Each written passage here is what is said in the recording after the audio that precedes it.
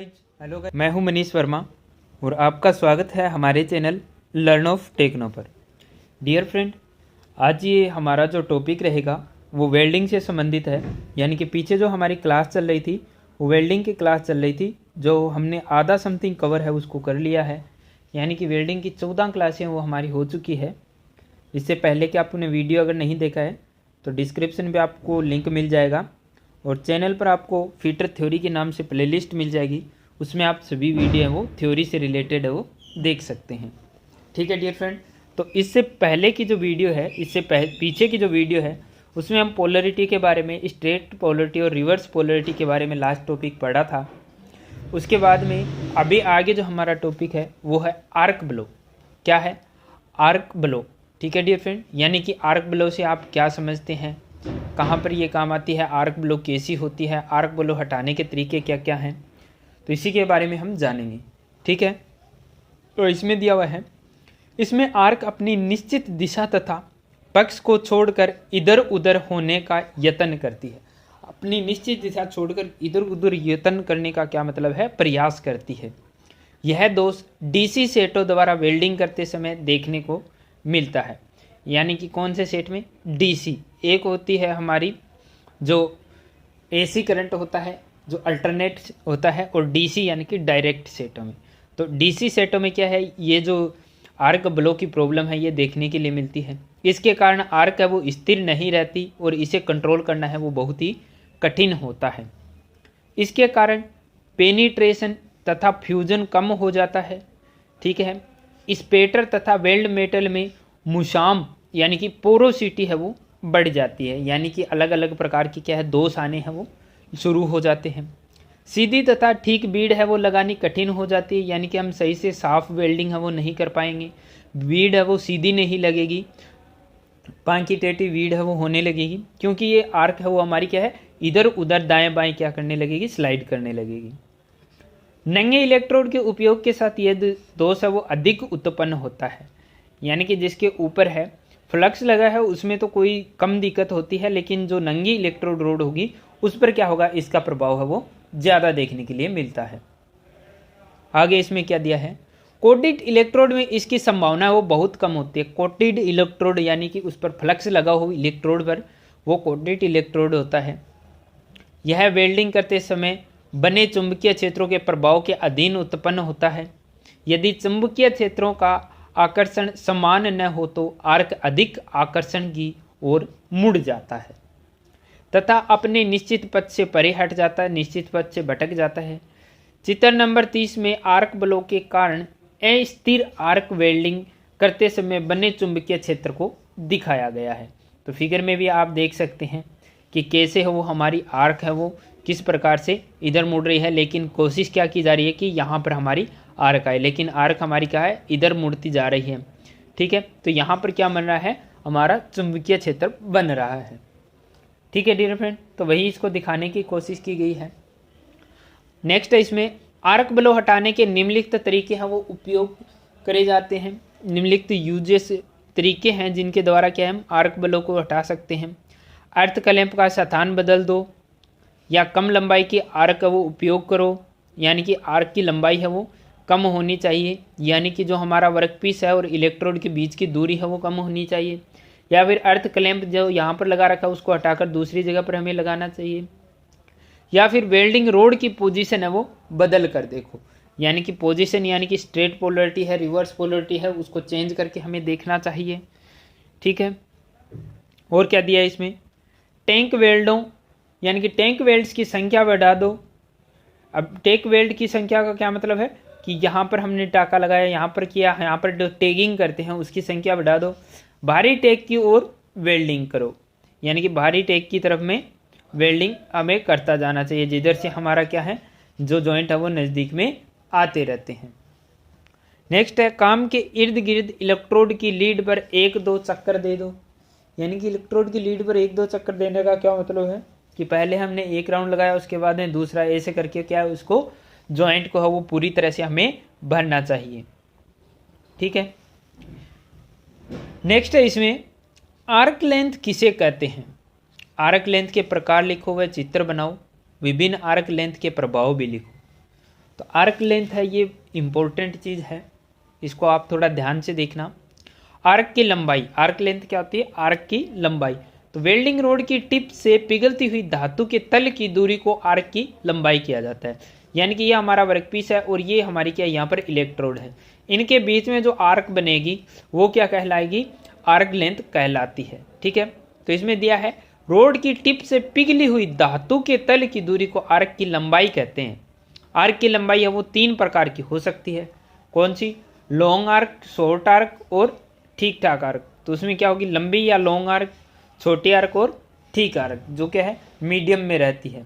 यानी कि long, medium और शॉर्ट आर्क भी इसको बोल सकते हैं, या फिर जो ठीक आर्क है उसको मीडियम आर्क भी बोल सकते हैं। ठीक है, फर्स्ट है इसमें लॉन्ग आर्क।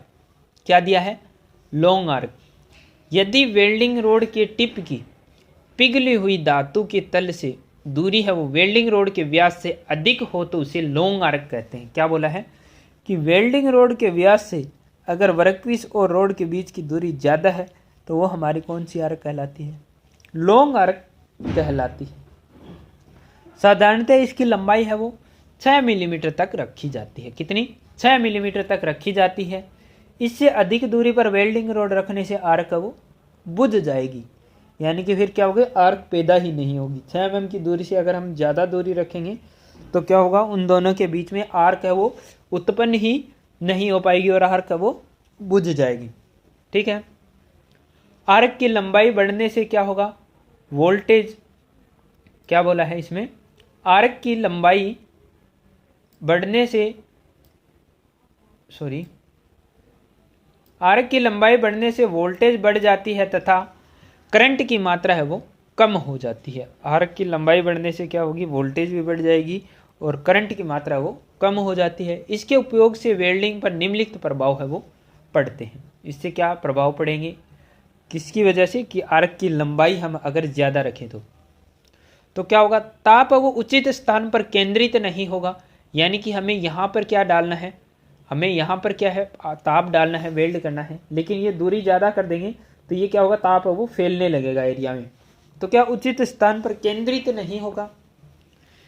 नेक्स्ट है इसमें फिलर मेटल बूंदों के रूप में गिरकर बेस मेटल के साथ मिल जाएगी। यानी कि यहाँ से गिरेगी तो वो यहाँ नहीं गिरेगी, वो यहाँ से गिरेगी, जब वो पिघल कर यहाँ गिरेगी, जबकि हमें जॉइंट लगाना है वो यहाँ पर लगाना है, तो इसलिए भी ये भी इसका साइड इफेक्ट रहेगा। नेक्स्ट है फ्यूजन तथा पेनिट्रेशन है वो कम हो जाएगा। फ्यूजन तथा पेनिट्रेशन यानी कि जो जगह को साफ करते हैं, ठीक है डियर फ्रेंड, यानी कि ऑक्सीडेशन से बचाता है फ्लक्स, तो उसमें भी कमी आएगी। ओवरलैप बढ़ जाएगा, ओवरलैप ज़्यादा होगा क्योंकि जो हमारी फिलर मेटल है वो पिघल कर बूंद के रूप में गिरने लगेगा, तो ओवरलैप होने लगेगा। स्पेटर बहुत होगा और मेटल बिखरेगा। मेटल क्या होगा? जैसे ही यहाँ से बूंद गिरी नीचे तो वो क्या होगी? अलग अलग छींटों में बिखर जाएगी। ठीक है, स्लैग इंक्लूजन होगा, स्लैग इंक्लूजन की प्रॉब्लम भी आ सकती है। या फिर मुशामदारी यानी कि पोरोसिटी है वो बढ़ जाएगी और डक्टिलिटी है वो कम हो जाएगी। डक्टिलिटी का गुण है वो इसमें कम हो जाएगा। बीडों के रूप है वो सही नहीं बढ़ेगा। बीड का रूप सही क्यों नहीं बनेगा? क्योंकि बीड है वो पिघलने लगेगी, क्योंकि यहाँ से यहाँ तक क्या है, कई दूर में मेटल हमारी गर्म हो जाएगी तो वो दूर तक पिघलती रहेगी। इलेक्ट्रोड अधिक खर्च होगा, इलेक्ट्रोड है वो ज़्यादा लगने लगेंगे तो खर्च बढ़ जाएगा। एलॉय के तत्व है वो सड़ जाएंगे, यानी एलॉय के तत्व सड़ जाएंगे क्या मतलब है? जो दो तत्वों को आपस में मिलाकर बनाया है तो उसमें से एक तत्व पर क्या होगा?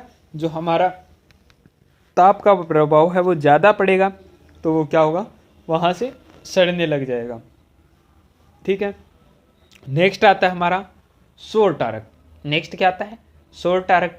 तो इसमें क्या दिया है? जब वेल्डिंग रोड की टिप से लेकर जॉब के तल की दूरी वेल्डिंग रोड के व्यास से कम हो तो उसे छोटी आर्क कहते हैं। यानी कि वेल्डिंग रोड के व्यास से है वो दूरी कम हो, किसके बीच में? हमारे वर्कपीस के बीच में और इलेक्ट्रोड के बीच में। ठीक है, तो ये दूरी कम होगी तो उसको शॉर्ट आर्क बोला जाता है। इसमें करंट की मात्रा अधिक तथा वोल्टेज की मात्रा है वो कम होती है। क्या बोला है? कि इसमें करंट की मात्रा अधिक और वोल्टेज की मात्रा वो कम रहती है। और जो हमारी लॉन्ग आर्क थी उसमें क्या होता है?